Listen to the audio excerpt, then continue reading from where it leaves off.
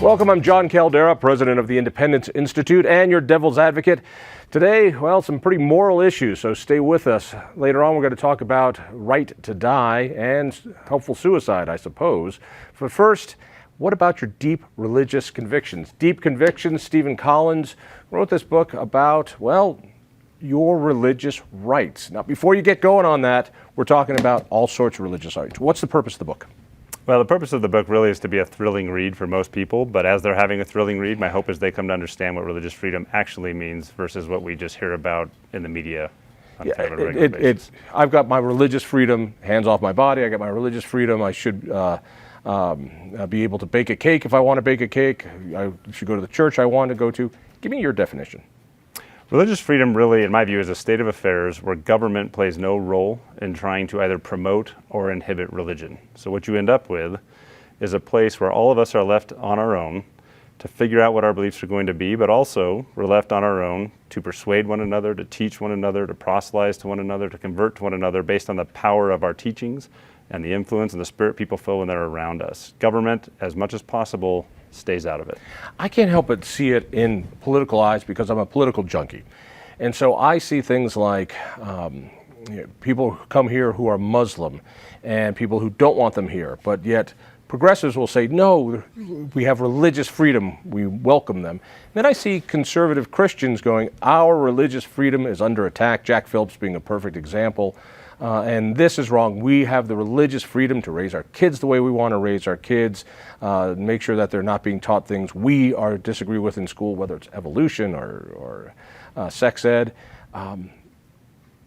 What I sense is this thing cuts across all political angles pretty evenly, but when you're close to the fight, you don't see it. Absolutely. And most people are prone to commit something that we scholars call the Puritan mistake.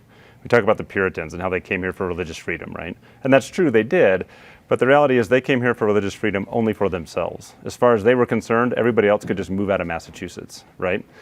You see people doing that today. Whatever their beliefs are, they want freedom for those beliefs. They don't want to protect the rights of others. True religious freedom is we're protecting both sides. So if we sacrifice it to win one battle, we are actually sacrificing it for ourselves in a later battle. And so in other words, what I consider the true liberal argument, the classic liberal argument. Groups used to fight for this. The ACLU used to fight for this and defend people with different religious beliefs that we might find abhorrent. And that was the truly classic liberal view of religious freedom. That's rarely the case now. I think it's much more polarized. Give me a couple examples. You've got 4 stories in this book. I'm particularly drawn to the atheist because an atheist can't have religious views, but yet you have a pretty compelling story. Tell me about this person. Yeah, so Roy Torcaso lived in Maryland in 1959, and he was trying to get a job. He was a good man. He was a vet of World War II and the Korean War. He was a father, a dedicated family man. He was trying to get a job. Went to go in, and the state required him to sign a document saying he believed in God. Well, he was many, many things, and he had spent a lot of time. Why did they need to do this? So it's kind of funny. He was not trying to get the most prestigious job on earth. All he wanted to do was become a notary public because his boss, he worked at a construction company, his boss said, this would really help us out, go get this done. He goes in to become a notary public in Maryland in 1959. You have to sign a document saying, I believe in a supreme being. So Roy starts going down the paperwork, and he gets to the sentence, and he tells the clerk, I can't sign this. I've prayed, I've pondered, I've spent a lot of time studying Scripture, I've thought about this a lot, and at least at this point in my life, I don't believe there is a God, I can't sign it. The clerk tells him, well, sign it or you don't get the job. So Roy goes home to his wife, and he says, I'm going to sue. In 1959? 1959. Right. I think that took a lot more courage than it would in 2019 because atheists didn't have the support structure they have now. That's true, and you have to think about the time frame too. This is when communism is really starting to thrive in the Soviet Union, and their stated position was that the state religion of the Soviet Union was atheism, right? So in the United States, any atheist is considered to be equal to a communist. And in fact, I tell a story in the book where Roy's at home one night, and people start finding out where he lives, and they come to his house and they bang on the door, And these people come into his house and start accusing him of being a communist. And he goes to the shelf and he pulls out a dictionary and he opens up and he gives them the definition of communist. And then he gives them the definition of atheist and tries to explain to them. These are two very different things. But people back then had a very hard time, right? Well, it's the reason we have "In God We Trust" on our currency. That wasn't always there. It was added to the Pledge of Allegiance because it was largely anti-communist. Yeah, it was a response to that. Right. And his argument is the same argument that people fighting for religious freedom make really since the founding of the United States. There was a rule in Maryland at the time that didn't really affect most people. 99% probably or more had no problem signing that statement. But there was a small group that it did affect. And what he was asking for was the courts to come in and say, look, under the Constitution, you can't force me to comply with this rule. And that's the same pattern you see in all the cases I tell in this story, going all the way back to the founding of the United States up to 2019. For me, it just echoes the same story that I constantly see, at least in the way I see the world, of a majority saying, hey, my way of doing things is fine, but I'm very tolerant as long as you don't do anything else. For me, it's a million little nannyistic things. I don't like smoking, so I'm going to outlaw smoking in every bar and restaurant, every private bar, every private restaurant, everywhere in the state of Colorado, so when I go someplace, I don't have to be next to you. And that's intolerant. That's discrimination. That's the opposite of diversity. There's not a single gay bar, jazz bar, roadhouse that allows you to have a beer, a cigarette, and a hamburger, and that's sterile. And they'll say, well, it's not for you. It's for the workers, as if the people who work there can't tell whether it's a smoky establishment or not. And I can just go through example after example after example. You use religion, but the same principle of the majority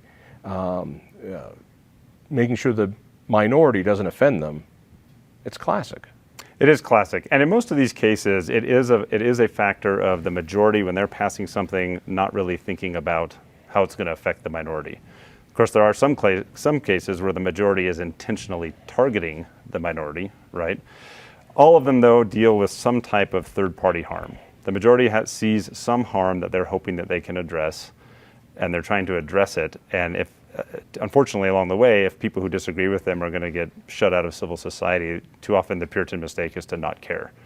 The Constitution, and particularly the religion clauses in the Constitution, offer protection against that. So what happened to Roy? So Roy went to the trial court. He lost outright. He lost outright in the trial court. He went to the Maryland Court of Appeals, which is the Maryland Supreme Court. He lost unanimously in the Maryland Court of Appeals. When he got to the United States Supreme Court, he won 9-0. Wow. And they said, you can't do this. And it changed the law in many different states. But what it affirmed was the same principle. You know, the Constitution protects. Was there an organization that defended him in this, or was this all on his own? So your comment earlier about the ACLU is funny. They were the only organization willing to do it. Actually, the ACLU helped some. The American Jewish Congress helped a lot. There were other organizations who said, look, we think his cause is just, but we cannot be affiliated with an atheist. And I found these letters as I was doing the research. Really? Where they wrote, and they just said, people are going to think we're atheists, we can't be involved. Like who? Now you asked me that question, I can't remember off the top of my head. It was not the American Jewish Congress, but another Jewish civil liberties organization. And they said, look, we as Jews are already considered minorities enough, we don't need to be affiliating. It was well, I'm not going to remember. But anyway, so we don't need to be seen affiliating with atheists. We're already considered minorities. And it was very interesting. And there was the lawyer, Roy Pfeffer was the one who was willing to say, look, we need to stand up for this. And he convinced the American Jewish Congress to step in. Roy didn't have a lot of money. He needed this step in his career. So he couldn't hire lawyers. And he needed someone like Pfeffer to come in and save him. Part of that we don't see is the length of time. Just out of curiosity, this happened in '59. When did the Supreme Court ruling happen? Do you recall? Not till '61. All right, so for 2 years at least, he's in limbo. Let's bring it closer to home to Jack Phillips, who for many years was in limbo. For me, I don't understand why they want to beat up on Jack Phillips. And I support gay marriage, and I support Jack Phillips. I see no contradiction there whatsoever. That to force someone to coerce his speech is just immoral and, by the way, unconstitutional. And I always find it funny that in all these cake baking cases across the country, they're all Christians. Wait a second, call a Muslim baker and they'll refuse to do it as well. But amazingly, for optics, they don't go after a Muslim baker, they only go after Christian bakers. Give me your take on Jack Phillips. Well, it's important to understand the nature of the case. Most people don't. They have strong opinions. They don't understand what really happened there. Charlie and David came into the store, and Jack's position was, guys, I'll serve you anything in this store. I don't discriminate based on status. But there are certain events that I cannot bake a cake to celebrate. So he wouldn't bake cakes to celebrate Halloween because he felt like that glorified the occult. Now, that's not my belief, that's his. He wouldn't bake cakes to celebrate divorces. Believe it or not, people want those. He wouldn't bake cakes to celebrate bachelor parties because he felt like things that happened at bachelor parties were immoral, right? And he wouldn't bake cakes to celebrate same-sex weddings. So he had a list of things he could not, according to his religious convictions, bake cakes for. They came in and asked him to bake a cake to celebrate a same-sex wedding. He would have been happy to sell them anything in the store. He had LGBT employees, but he couldn't bake cakes for those events. And he'd be happy to make him a birthday cake, a Christmas cake. Yeah, anything that was celebrating events that he felt comfortable. But there was a series of events he couldn't celebrate, and this was one of them. The whole exchange lasted 20 seconds. They stormed out, and that led to 7 years of litigation. It's actually still going on in a different iteration now. Incredible. And it's not like there's no place else to get this. So how do you put the atheist and this devoutly religious Christian in the same group? Because a lot of people would look at that and go, oh, two different guys. But actually, they're the same guy. And both the Christian right and the left bristle at that, right? The right bristle when I say this applies to an atheist, and the left bristle when you say, well, it applies to the cake maker. The reality is they're both trying to commit the Puritan mistake here that I talked about. But it's the same pattern. You have a law. You cannot discriminate against people on the basis of certain types of status, right? That law doesn't affect most people. The majority passed it, and most of us are okay with it. There's a small group of people saying, I need an exemption to this because of my religious beliefs. And so it's the exact same pattern you saw with the atheist. Let me throw in the last thing, in that there's a difference in what Jack does because he creates something. If he was selling hot dogs and refused to sell a hot dog to a gay customer, I think it's appropriate for government to step in and go, no, that's discrimination. If somebody doesn't want to rent a motel room because he doesn't like the color of your skin, that's different than creating something, a cake, and the cake is not just a commodity to him.